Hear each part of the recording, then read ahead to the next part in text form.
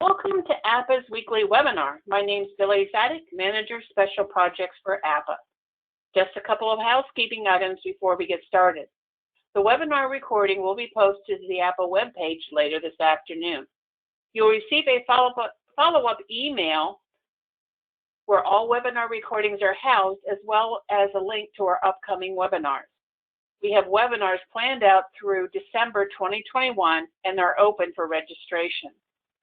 Professional continuing education and AIA CLU credits are being offered for today's program. If you are an AIA professional requiring a certificate, please send an email to me at Billie, B-I-L-L-I-E, @APA.org, along with your AIA membership number if you have not done so in the past. All attendees are in listen-only mode. Please type your questions in the chat box and they will be answered in the order they are received. If we run out of time and we still have questions, responses will be sent directly to the person asking the question by our presenter. At this time, it's my pleasure to turn this over to Dave Patton, who will introduce himself. Dave, take it away. Well, thanks so much, Billy. I appreciate all you do and made this so easy for us. I am Patton. I work at Weber State University here in Ogden, Utah. You can see beautiful Weber State University on the screen.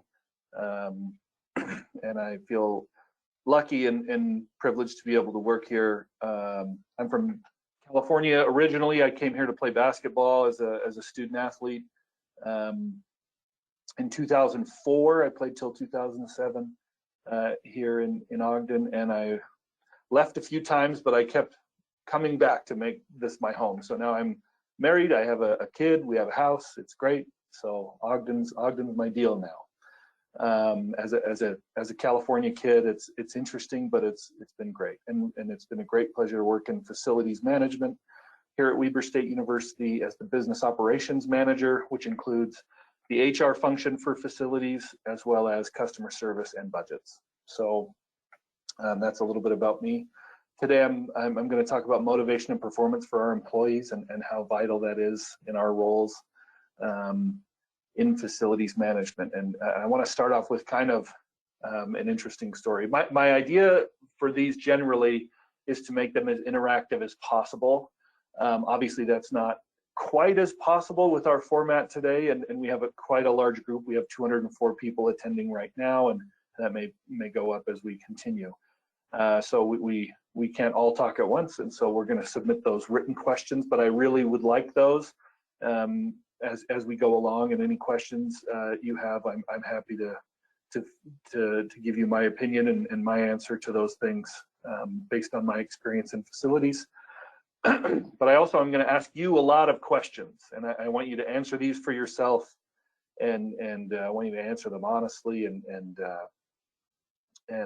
with as much with a fine a point as you can on where you are right now and where you need to go with motivation and performance of your employees. So I'm going to start off with a short story about a really unfortunate situation that happened here at Weber State just about a year ago. So the services director and I will often go around to our custodial groups and ask them basically a state of the group. What's going on, how can we help improve things, what time, tools, or training do you need, and different things like that. And the meetings were going kind of as expected, kind of they usually go. When we came across a group that had kind of been suffering from low morale, we knew this was a group that needed some help, and so we wanted to spend some extra time there. So about 20 minutes into the meeting, it had gone like all the other meetings, and one custodian raised their hand and kind of timidly said, well, I hate to be a bother to anybody, and I know equipment is short, and would it be possible for me to get a new broom? And we kind of looked at each other like, well, we have a large supply of brooms, of course, if your equipment's not working. They said, well, for about 6 months, the broom handle has not been connecting to the bottom of the broom. And so I'm kind of wobbling as I go through trying to sweep my area.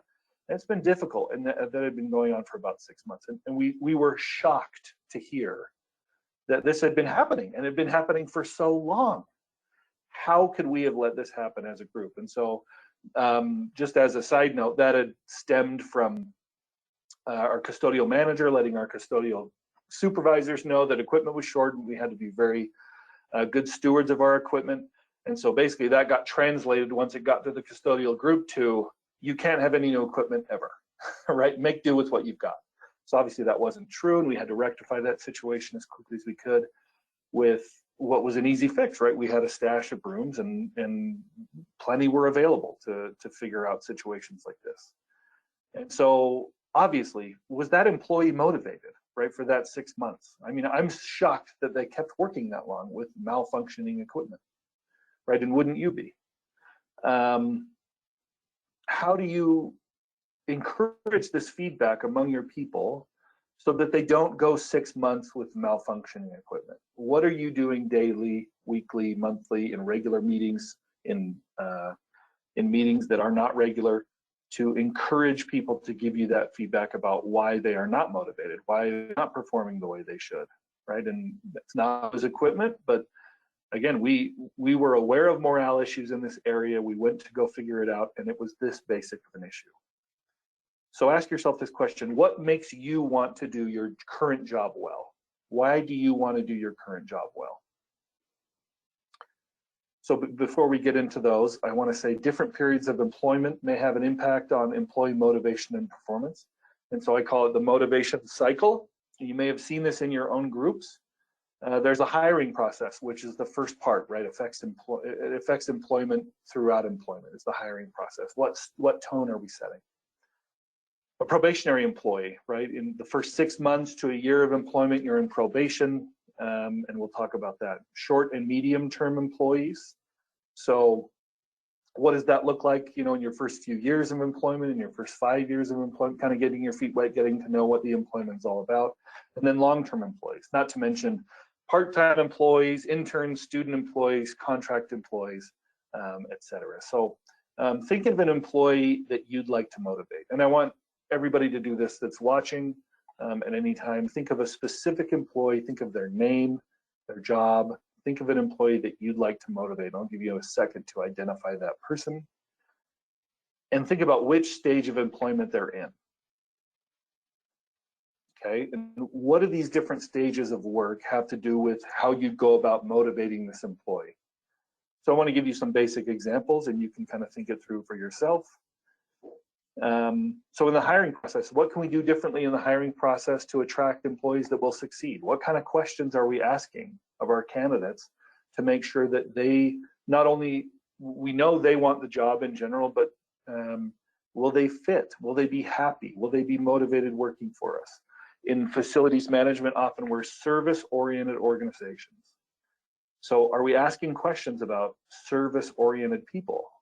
And to figure out, is this the kind of person that would be happy to work and happy to serve? Okay. And how can we motivate people after that? You know, so we'll talk about part-time employment, internships, student employees, contract employees. This type of employment presents a unique challenge. We tend to think of motivation and performance as more often as it relates to employees we're trying to keep long-term, right? So employees who we know are looking to move on may get overlooked when we talk about motivation and performance. I have an employee whose last day is today. She's been doing a great job for our front desk, and I'm happy to say she's been motivated and working hard. And so I may have just thought, well, you know, her employment's ending today, and you know, what can I do? Her employment with us is over. Employees who we know are looking to move on may get overlooked. So what are some of the things that we can do to ensure these short-term employees' relationships with us can be mutually beneficial? What benefits is the organization offering, right? And so we tend to advertise our part-time employee relationships that way. This is what we can do for you. Not only this is the work we need, but this is something that that we have, that you can put on your resume as you go forward. This may be the first job for many people. And so what skills are they going to learn, right? And we can enumerate those and let our employees know. And also, we have to get to know our short-term employees because they may become our long-term employees. The person that I'm talking about today, whose last day is today, is going home for the summer. They're a student. And so what they're looking to do is either gain employment when they come back, gain employment that's more specific to their major in college. And so I can help them with that. And they've helped us. This person has helped us immensely, covered shifts when they weren't scheduled, done different things for us that have been so important. So we need to do important things for them. And in turn, they'll attract new employees to us when they meet, younger students that are looking for work on campus. So ask yourself, what benefits can the organization offer these short-term employees, right? And that'll help them stay motivated. In the probationary process, so there's a lot to say about this, right? Probationary process, right when an employee, they've received the position, they're excited, they're ready to go. We've identified why we think they're going to be great. They've identified why they think they're going to fit in with our organization and be an awesome employee. A lot of times this is when motivation is at its peak. But what is your onboarding process right now? What are you doing to onboard? Is that process being followed? Are you following up with that process? The best people to ask about how the organization is running oftentimes are your newest employees. What was your first impression of us? How was the hiring process? What did you think about your first interactions with us, and how did those things go? How often are you following up with these employees, right? And during the stage, we need to confirm what we found in the hiring process. The organization and the employer are a good fit. So we need feedback from both sides, and it needs to be regular and almost constant. So making sure that we are getting to know the employees, we're getting to know what their goals are, and we'll talk about goals and personal goals and work goals as we move forward. But the onboarding process is huge, and when I go around to different groups here on campus, or when I go around and I teach things like Toolkit that APA is so great at providing, I see that onboarding is an often overlooked part of motivation and performance. We have these people that are new employees that are ready to go, that are so excited for what we're going to do. And it's going to be mutually beneficial. And then they just kind of get caught up in the rut of things and working day to day. And so we need to control that environment a little bit better. After onboarding, when that honeymoon phase ends, employees are finding their footing in an organization, how do we continue to keep them motivated? What obstacles are in the way at this point, right? And so you may have longer term employees that are saying kind of, well, this is what you can get away with. This is kind of what we do here. This is the way we've always done it, right? How do we overcome those obstacles? And so during this honeymoon phase, we need to keep positivity going, and we need to, this is when culture is so important, that we recognize all the reasons that people do want to work for us, and we continue to provide those opportunities to people as they work for us in this honeymoon phase, when the honeymoon phase is over. Not that we treat any employee differently, right? That we treat everybody like they're a new employee, that we want to keep them, and that we want them to be happy and motivated each day. And this is such a continual process that there's so many ideas that you can implement here, and both with our onboarding process, our honeymoon phase is over, and then what do we do from there? These medium-term employees that have a tendency to either fit in with the motivated group or fit in with the unmotivated group, right? And how can we make sure that it's attractive to fit in with the motivated group, that we can keep challenging people, that we can keep competencies high, we can keep people learning and engaged in our campus environment, that we can create that buy-in as best we can.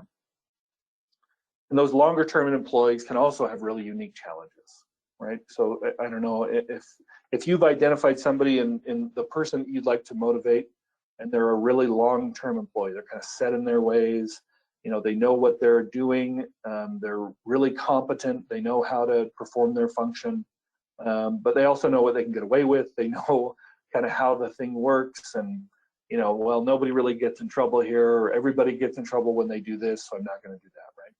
So reputation and legacy in some cases can be so important to these employees. They want to know that what they've done for the last 20, 30 years has mattered. And so mentorship opportunities are such an important thing at this stage, so that people can feel like, even if they're not a supervisor, even if they're not a manager, but their experience can be passed on, and those positive things they've learned don't, leave the university with their retirement. So that organizational knowledge, obviously, there's a little bit of a double-edged sword, because the organizational knowledge, like I've mentioned, can be negative organizational knowledge, and they can pass that along, and we fight that, definitely. But the positive things and what they can bring to the newer employees that are going to carry on the legacy of Weber State University. We like to show pictures of, this is what campus was like when you started working here, and this is what campus is like now. And this beautiful picture that, the slides haven't moved, so I'm sorry for the one question. It's just me talking. I think I've gotten a distaste for PowerPoint in my presentation days. This beautiful picture of Weber State University and how far the campus has come, and that we're lucky to work here. And that's in part because of these specific things that you've done as a long-term employee. We need that kind of growth over the next 30 years as well. And we've got new employees starting that you can impart your wisdom to. And so that mentorship is huge for people. So specifically dealing with motivation of employees, I'd like to share another quick story. After getting my degree from Weber State and finishing my college basketball career, I ended up playing overseas basketball. I played in Spain, Poland, Holland, Argentina, Canada, China, and Mexico. And I had a lot of fun doing that, met a lot of amazing people. I was so excited to see so much of the world and meet so many different people and experience so many different cultures. I had so much fun in Mexico in particular. Mexico is one of my favorite places that I ever went. And I was in Guanajuato, Mexico, which is in central Mexico. So it's not what people think of when they think of Mexico, like Cancun or different things like that. It's landlocked. But it's a beautiful city. It's almost like being in Spain. If anybody's ever seen the movie Coco, it's kind of the basis for that, the city and the afterlife of Coco. It's just a gorgeous, gorgeous place. And I learned a lot while I was there. And one of the things that stood out to me when I thought about my time, and especially as it relates to motivation and performance, was at the beginning of the year, our coach for that team asked us a question as a team, and we were all supposed to go around the room, go around the locker room, and answer this question for the group. And the question was, what are your goals for this season? And so the first person that answered said, well, my goal is to average a lot of points because I want to be able to play at a higher level, and so I need to score a lot of points in order to do that. So you saw the coach's face, and it kind of lit up. Like that's the answer he wanted to hear first, so he could hear the better answers later. Right? That's a selfish answer. So he was going to, have a lesson for us at the end. And then the second person, moving on, said, "Well, my goal for the season is to help our team win and to do everything I can to, while I'm on the floor, to help our team win. So whether that's score or rebound or play defense, that's what I'm going to do." Third person, similar answer, but again said maybe a little bit better one in the coach's eyes. And this, it's funny how perfectly this went for the coach. He said, "Well, I'll do anything on or off the floor for our team to win. Doesn't matter where, doesn't matter when. If I have to carry equipment, if I have to do whatever I have to do, I want the team to win." And so we got to the fourth person. The fourth person was a guy named Marcus. He's a friend of mine, and I was shocked by his answers, as the rest of us were, especially the coach who thought this was going so well.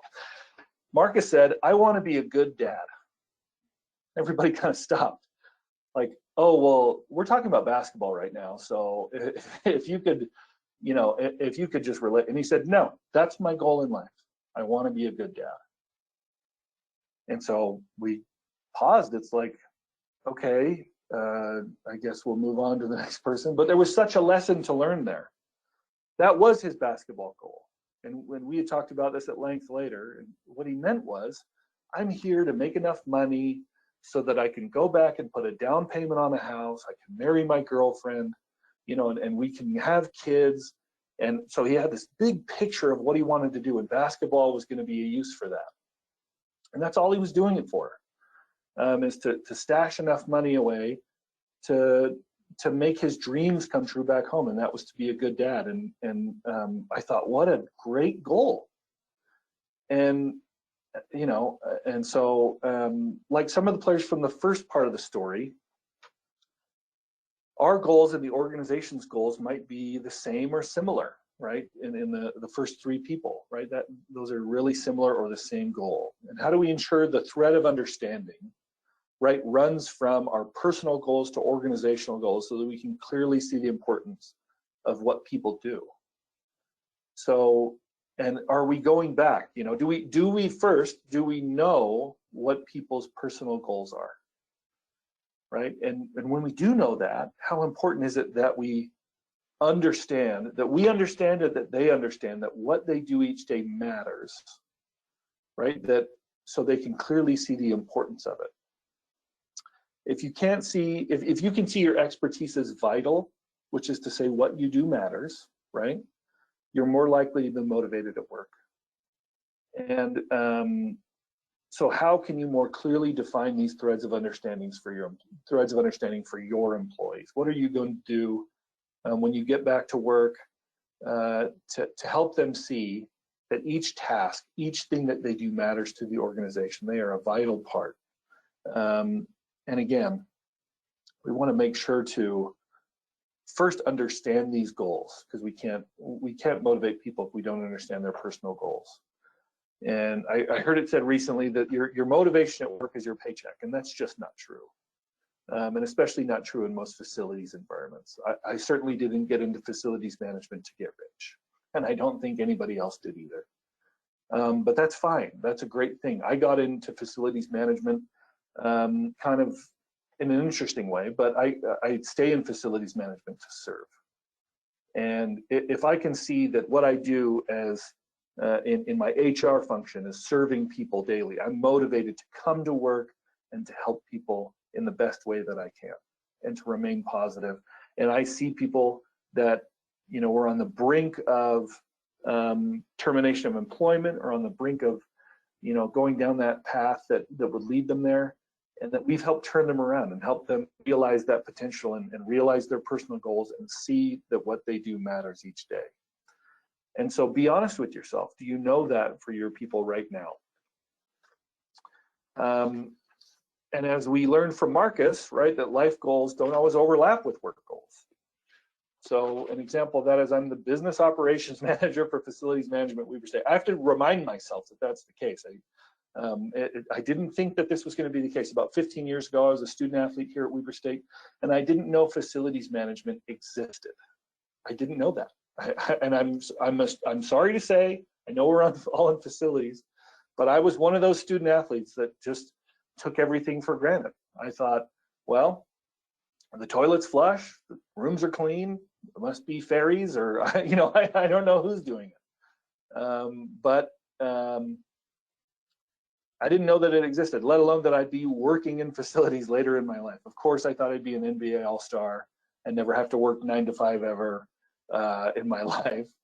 But the truth I learned later, and this is through my work in facilities management, is that the self-actualization I've found in my life has had nothing to do with the jobs that I've had. I've had a bunch of jobs in customer service and in basketball and in administration and different things. And this job in facilities has helped me realize that I find the most fulfillment in life for my family, obviously my friends, and then the service I can provide to others.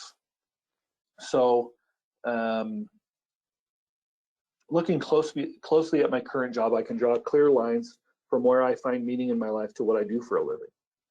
And again, that includes family, friends, and service, right? It's not just the service, but like Marcus's example from the basketball story from Mexico, you can see that, here are my goals. I want to be successful at this so I can set aside some money. Or somebody's goal may be, I want to work at a university so I can learn as much as possible. right? I can take advantage of opportunities for growth for myself. I can take classes, right, and get discounts on tuition. I heard a story recently of somebody who was a custodian in a university for 25 years as all of his kids went to school there for free, right? And I think it was at Notre Dame. So what a beautiful story of somebody that, you know, recognized that, hey, this might not be my dream job, but it's a means to an end, and I'm going to do it the best I can because my goal every day is to make sure that my kids get a solid education. I know they can do that if I do well at this job. We all need to be able to draw those lines from what we do to who we're trying to be and our personal goals, whether or not those goals align with the organization. And so again, we have to know that for our people. How can we help people see that their life goals relate directly to their work? You know, and are we having conversations? Are we really, you know, engaging people in what they do each day and showing them that what they do matters? And so, and obviously one goal can be divided into separate small goals to keep you on the right track. And we have to reward people and ourselves for reaching those smaller goals. And that's how we are able to stay on that right track. So what, I want to talk a little bit about rewards and the things that we can do to keep people on that right track. And here at Weber State, I want to mention, we have many ways to do that. We have, first of all, spot awards, which most people have. You might call them something different, but you know, a gift card to somewhere that may motivate somebody to, you know, at least show them they're being recognized and motivate them to continue to do well. A couple of stories about that. I recently had one of my part-time workers that we ended up giving, they had to cover a shift, and basically nobody could cover this shift, and they made a personal sacrifice, a pretty good one, right? And I won't share what that is, but a personal sacrifice that was really meaningful to be able to cover our shift and make sure that we're staffed and that we could continue to serve people. And so we gave that person a $50 Amazon gift card. And I didn't really think much of it, but then they came to me a couple of weeks later and said, you know, my husband works in another environment where he's been working overtime and he's been working weekends to ensure that these projects have been moving along. They've had this huge project for which he's been doing this overtime and weekend work. You know, he's a salaried employee, so he's been doing it basically for free to help the company. He's the only one with the expertise to do it, is what she told me. And after a year and a half of doing that sporadically, he got a $50 gift card to Amazon. So I felt really good. You know, I was able to take advantage of an opportunity that we had to recognize somebody, I think, in a meaningful way, to show them how much we you know, and obviously we don't give out $50 gift cards every time somebody covers a shift, but it was a really big one, and we needed somebody, and they stepped up. And how meaningful it was for that person, right? That, you know, hey, we do a lot for our employees. This is a great place to work. I want to continue to do well here, as opposed to the place where her significant other, you know, worked that did the same thing for a year and a half of covering shifts. And so spot awards are one thing that we can use. We also have a coin program, so I'm really proud of that. Is we have a pride coins that we use, is what they're called, where, you know, we have these, you know, little tokens are about the size of a quarter, and say pride on one side and facilities management on the other, where we hand those out. And you may have similar programs as well, where we're giving those out to people, and anybody can give them to anybody. They're kind of passed along. You can request coins to give to other people, so you're not giving out your own, and then you can keep them and then redeem them for a gift card to wherever you want. And so that's been really successful. We've seen people really motivated even by, you know, basically a token of appreciation from somebody, and they're empowered to do that. So that's been great. We've enjoyed that program. But I want to say, we have never disciplined somebody since I've been here 8 years at Weber State, almost 9. We've never disciplined anybody for giving out too many gift cards, too many spot awards. We've never disciplined anybody for giving out too many coins to other people, right? And so I think we're doing a good job of it, don't get me wrong, but at the same time, we could be doing more. We have opportunities. You know, people are wondering, how do I motivate employees? What do I do? And it's like, well, what programs are available to you that you even know about that you're not utilizing as best you could?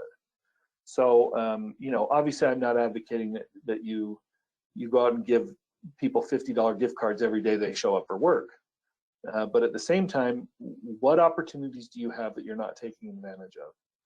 You know, what are you able to do that's already available, right? And so there's creative ways to do this. There's great ways to recognize great work. But at the same time, remembering that, you know, we have these programs in place, and am I utilizing them to the best of my ability? I do want to say how grateful I am to have a supervisor chain, and people who work for me who are thankful people. People who come in and say thank you regularly. And this may seem like the most basic, right? The most basic thing that you could say. You don't need to attend a webinar to hear that I should be a thankful person, right? But at the same time, I heard a person say recently, you'd be surprised how little encouragement people need to sustain themselves, but you'd be more surprised at how little they get. And that was really profound for me. You know, that specific thank you, the written thank you card, things that have kind of, you know, we can easily ignore. The motivation you get from being actually recognized for specific things you do at work. You know, and I fall into the trap of kind of the blanket, you know, hey, great job, everybody, good to see you. And I go in my office and I think I've done it, my good turn for the day, right? But if I step back and I say, you know, I said this the other day to a part-time employee that we have at the front desk. You know, we run a daily billing report every day, and every day it's correct, every day it's run on time. And I just want to thank you for your thoroughness and your attention to detail, and that's always done, and I can always count on you for doing that. And you should have seen, I wish people could see the eyes light up and like, oh, okay, what I do actually matters, right? And it's being noticed. And for something like a daily billing report that usually is not noticed, I never notice it because I take it for granted, right? And how lucky am I that I get to take that for granted because of these great employees that work with me. And so recognize opportunities for specific thank yous as often as you can. And I would encourage that old school, a written thank you note, right? That means a lot to people, and make it specific. Again, if you've received, obviously it's still nice, but if you've received a note that's kind of, thanks for all the work you do, right? That's one thing, and that's nice. But if you can make it as specific as possible, that's even better. And so I would encourage you to take, you know, an opportunity to do that.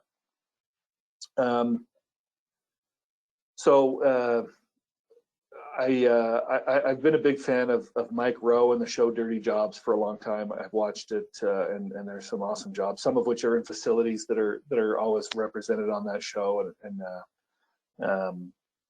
I think he's got an interesting perspective as it relates to facilities. A lot of jobs that people don't even know are done, like me as a college athlete, right? I wasn't even aware that people were doing these things, and now I am, and now I'm so grateful.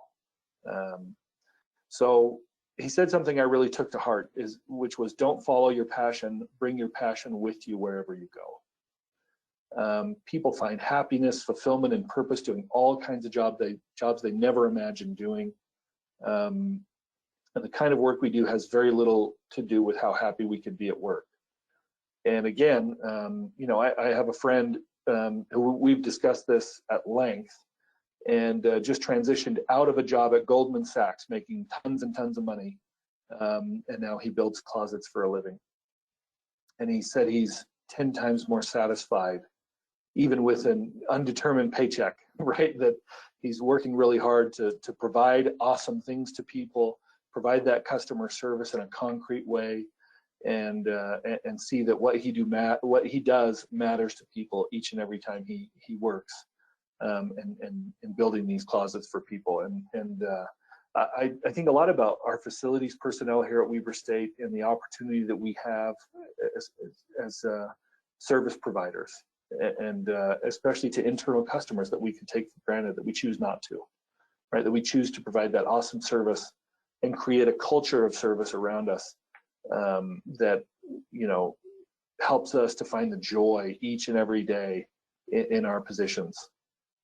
I'm happy to work in that kind of environment here at Weber State. Yeah, I wouldn't have imagined, right, before I started working in facilities, that somebody in high finance, right, that had this dream job for people, that lived in a big house and, you know, was doing all those things, would transition out of that to work in service. But now I see why. I see why people want to work in facilities management. I see why we get all kinds of applications for jobs in facilities.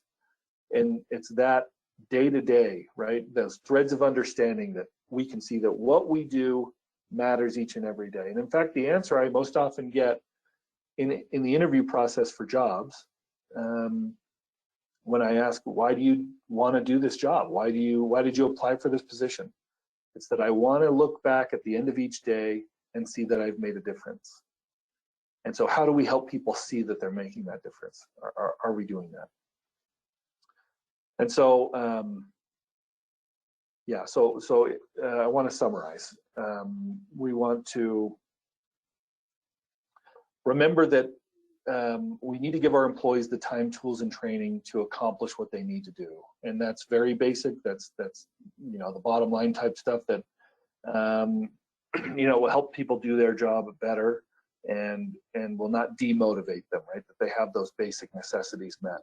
And then remember where they are in their employment. So what are some of the pitfalls, and what are some of the great things about, you know, a new employee can be really motivated, and how do we not crush that spirit, right? How do they not get caught up in the system of, well, this is what you can get away with, this is where we go to take our naps or something like that, right?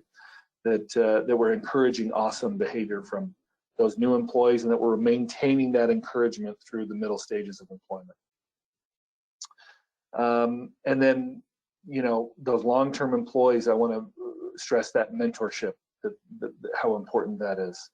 And then remember Marcus, right? Remember that it was a shock to our coach in Mexico that somebody came up with an answer like that, but at the same time that somebody's personal goals may not align with what they are supposed to do at work. But at the same time, we can help them develop themselves in a way that's mutually beneficial for the organization, for the employee. And we can figure out what people's goals are, help them reach those goals, whether or not that's with us or that's somewhere else. And then remembering that bringing your passion with you to work every day. You know, we don't all get to be rock stars. We don't all get to be basketball players like me. I figured that out. It took me a while. It took me till my back didn't work anymore, until I figured out that I wasn't destined for you know, the NBA All-Star game. But at the same time, I've found so much more fulfillment in what I do day to day here at Weber State and people as best I can. So I would just say, think of that employee that you want to motivate, think of, or think of even yourself, and think, what am I going to do today, right now, to motivate that employee that you've been thinking of? And you know, whether that's you know, the things that we've discussed that are already in existence, that employee can benefit from, that we're not doing enough, or even new ways of understanding that you know, we need to draw those threads of understanding from their personal goals to their work for us. So yeah, that's what I have to say. I hope it helps, and I'm happy to answer any questions anybody might have about. Thank you, Dave. I have one person that commented that I motivate myself because I want to do the best all the time. However, my work is not motivational, just the opposite. We do not get any praise for anything. How do I help my supervisor to be better? Yeah, that's a great question. I would first start with modeling that desired behavior. You know, we talk about in Toolkit all the time, and if anybody's taken Toolkit, that supervisors are people too, that they have mundane jobs, oftentimes filled with paperwork and different things that they have to do that might be demotivating as well. And so that motivation will run both ways, that you can be that motivation for that employee, right? Even if they're your supervisor, that you're going to say, hey, I recognize that what you do is difficult. I recognize that it's mundane, and provide them with that same thing that you would do for a subordinate that works for you. And if that culture doesn't exist, just like safety culture, just like a culture of service, a culture of gratitude, if it doesn't exist in your organization, it has to start with you. You have to be the catalyst for that, right? And if it doesn't exist, take the ownership, like so many people do in facilities, right? Take ownership of the issue and be that person for your organization. And it's contagious. And keep trying. That's the other thing that's, a lot of people make a lot of money and are really successful giving you exact answers for what you need to do that may or may not work, right? But what I'm saying is you are empowered to do this. It's your responsibility to be that catalyst. And it may not work the first time, it may not work the second time, but continued involvement in that behavior and creating that culture is what's going to make a difference in your organization. So it has to start with you. Okay. Do you agree with this statement? If you want to have successful employees and engagement, leaders must make rounds and follow up on employee concerns. I completely agree. And what I would say is this. In my position, I got a little bit complacent a few years ago. Well, many years ago now, right when I was one of those short-term employees that, I'd kind of been told what the ways are and how we do things, and I got a little bit discouraged. And obviously, this is a little bit different with the COVID environment. But what changed my employment for the better was FaceTime with people. So the more I got out of my office, the more I went to, one-on-ones with people, regular updates with people, as long as they're productive. It was, and who knows well, HR is probably not doing it, and instead of that just being an excuse in meetings for people, right? I would go to those meetings and I would say, this is where we're at. How can I help you? What can we do? And just like the example from the first example I gave of the custodial meeting, you may not know about these things for 6 months at a time if you don't check in regularly. So FaceTime with people is so much more important, maybe than anything you do as a supervisor, is letting them know that you're there and that you care and that you're willing to act. We had someone, you call them spot awards, they call them just-in-time awards. Yeah, that's great. I love that. And you can ask people in your organization, has anybody ever been disciplined for giving out too many of these? The other thing I would say about spot awards for us that I didn't mention, that's been so valuable is my boss's name's Shauna. She's phenomenal. I absolutely love working for her. And she's involved in APA as well. Her name's Shauna Code. If you're lucky enough to meet her at one of these APA events that I encourage everybody to go to because they're so valuable for things like this, that pick her brain because she does all these things really well and she's taught me a lot. But that, she had 4 employees and we all received spot awards at the same time, which can feel somewhat like, oh, this is just a time where you're giving them out. But we had one guy who got it to Home Depot, got a $50 gift card to Home Depot. I got a $50 gift card to the golf store. Somebody else gets a $50 gift card to, a department store that they wanted something. Like, she knew us, right? She knew us individually, and how much more motivating that was, rather than, a generic thing. And then she wrote a note that says, hey, I hope, you hit them straight the next time you play golf, or whatever, to me. And it made me think, my supervisor knows me. My supervisor understands, what I like doing in life. Like, it's not all about work all the time. Like, that was so motivating. So I would say to make those as personal as you can make them as well. I love the term just in time, because often it is, right? You need that little extra motivation, and they're given just in time. So that's great. Okay, our next comment is, when you first asked what motivates me, I almost typed in the chat just to hear thank you. How would you motivate someone who needs much more than that? How do you make them think work is fulfilling or fun? monetary incentives, or is there some change in the workplace culture that can help? Yeah, I really like that. And again, it sounds like you do want to take responsibility for that culture, which is so encouraging. And I would say that there's fun in everything that we can do, and to recognize ways that we can have fun. There's a great example of this, and I can't, we don't have time to show a video, or, but it's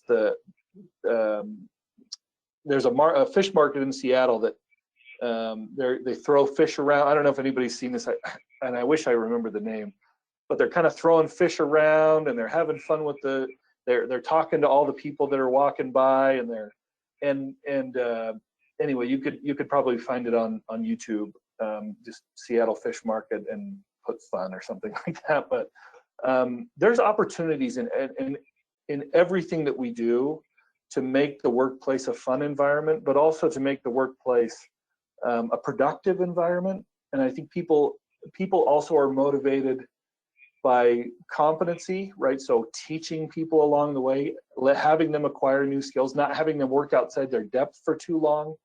And then responsibility, knowing that they have ownership over something, knowing that they're responsible, that they matter, right? And not just that, hey, you're here to accomplish this job. You may not understand how that helps campus function. And then personalizing those thank yous when they do happen. I noticed that you didn't have this skill before. We talked about it.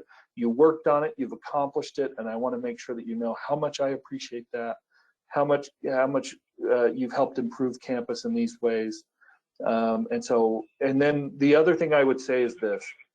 We've talked about so many things you can do to motivate people, but the best thing you can do is to never stop trying to motivate them, never stop trying to help them understand how great they're being. And I mean that. I mean it from the start of their employment to their retirement, the end of their employment, or even through termination. Right? If you're using a disciplinary process, right, which I have to do sometimes in my position. Excuse me, my computer's lagging. That I do that with a positive attitude throughout that process. I'm not thinking, well, I wish this employee were different, or, they don't get it, or this hurt me personally, or something like that. I'm trying to motivate them at each step of their employment, and I'm not giving up on that. So make sure that you're doing your best to use every technique at your disposal, and then try them again and again, and throughout their employment. And David, we have a lot of responses to your question about the Seattle fish market. It's called Pike Street Fish Market. Yes, that it's so, and people have probably seen that. It used to be in Toolkit. We don't show that video anymore in Toolkit. But if you've taken Toolkit, you watch that video, and I don't know if anybody, I can't see the responses, but if people they've seen that, and you just are like, okay, how am I going to have fun at work? What am I going to do? It's such a motivating one. But again, maybe that feeling lasts a little while and you forget about the fish video, but you have to find that for your own job. Obviously, you're not going to throw tools around at each other. You're not going to do those kinds of things in facilities, but there are ways to make facilities fun as well. And there's also a great, if you have Disney Plus, there's a great video on Pixar's facilities management division, and they kind of talk about what facilities looks like there, and they talk about a mini golf tournament they put on. They talk about how to make their customers' lives fun and more enjoyable at work, and so that's a good one as well. If you can look that one up. Okay, next question. What is your advice for motivating disgruntled, checked out employees? Yeah, so I kind of addressed that with the long-term employees, but I think, yeah, you're right. That unmotivated, disgruntled, checked out employees, that can happen at any time during employment. And again, I think sometimes checked out employees are operating, I talked about operating outside people's depth and below their competency, or above their competency. I think sometimes you're not challenging those employees enough to learn more, And I have this saying behind me. It says, don't forget the part of the story where you messed up. And that might sound a little harsh, but remember, what is your role in this? You know, what can you do? And oftentimes we can have somebody that's really good at what they do. And we've had this here at Weber State, and we've had somebody that was on the brink of termination, right, that turned it around. Because we finally figured out we were not challenging this employee enough. We were not providing opportunities for them to grow as successful as they'd already been. And so again, I would first say you have to know that person, know why they're disgruntled, know exactly what's happening, have multiple conversations. And in HR, I have to mention and offer employee assistance programs or different things for them to talk it through with others as well. But also with you, you know, get to know them, get to know their exact frustrations, have them be as specific as they can be, and then try to challenge them to do new things or to learn new things or to pass on that information that they do have to others, and be a leader, even if they're not in a supervisory role, that you know, they can check back in and they can be involved and they can see that what they're gonna do matters, because a lot of times checked out employees have gone too long without seeing that what they do matters. And so that's one idea. And again, I'm not trying to say that everything I say is going to work perfectly the first time you try it. So persistence is really key as well. That there's no answer to every question that works every time in motivation and performance. And you know, I doubt this checked out disgruntled employee is going to be motivated by a $50 gift card. It's just probably not going to happen. So be really creative in what you can do. And one of the things that we did at Weber, we used to have events where we'd have people show their expertise to people. You know, people like others to know that all the hard work they've put in and all the expertise they've gained over their career. And so we had our mechanics show everybody how to change a tire. So if they ever got in that situation, that they'd know, hey, you know, Ron taught me how to change a tire, you know, or whatever else the case may be. So, and that can be within or outside your shop, they can show their expertise. So those are some ideas, but again, the best thing to do is to never stop trying. Okay. Next question. What is your advice on how to get upper management to understand the importance of providing rewards for middle management as well as frontline workers? Yeah, that's phenomenal. And I've noticed that too here at Weber State. We have frontline workers that are being rewarded and being recognized, and people are aware of them. And we have kind of upper management that are recognized campus-wide. We have people kind of in the middle that, you know, and I have noticed they don't get disciplined as often either as our frontline workers, right?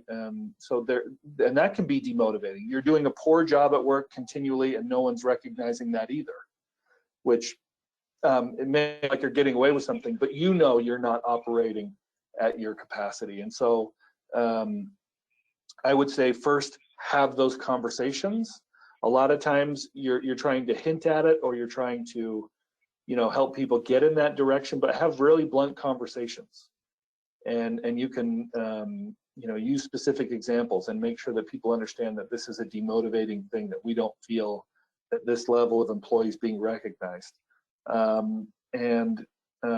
Again, use those same tactics that you would use for frontline workers, that you would use for part-time workers with every level of facilities. And I mentioned, I mentioned taking ownership of this and creating a culture.